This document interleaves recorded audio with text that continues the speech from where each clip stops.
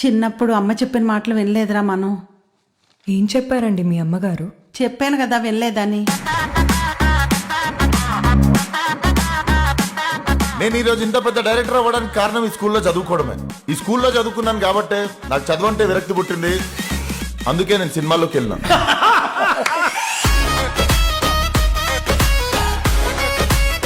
Love చేసి రారా వేరే వాళ్ళన్నా? కావ్యం లవ్ చేస్తున్నా. నువ్వురా? అమ్మ లవ్ చేస్తున్నా. కావ్య వాళ్ళమ్మనా? కోమల్ చాలా కష్టపడుతున్నాడు పాపం. కాకతీయ మెస్ లో ఫ్రై తీసుకో, సుబ్బయ్యలో పప్పు తీసుకో.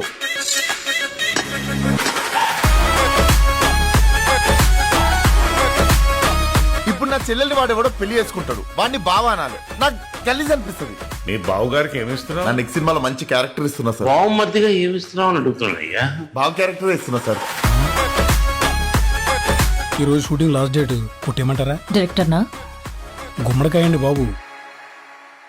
నీ జాతకం ప్రకారం నువ్వు బతికేది 50 ఏళ్లే. ఇప్పుడు నీ ఏజ్ ఎంత? 51. దెబ్బడిపోయి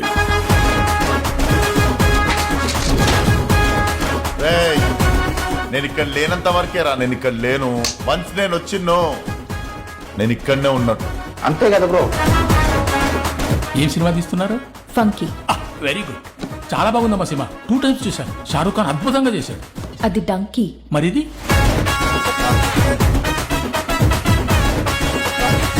అవునరా, సినిమాలో మా తాత ఫోటో పెడితే తీసేసావంట, ఎందుకు?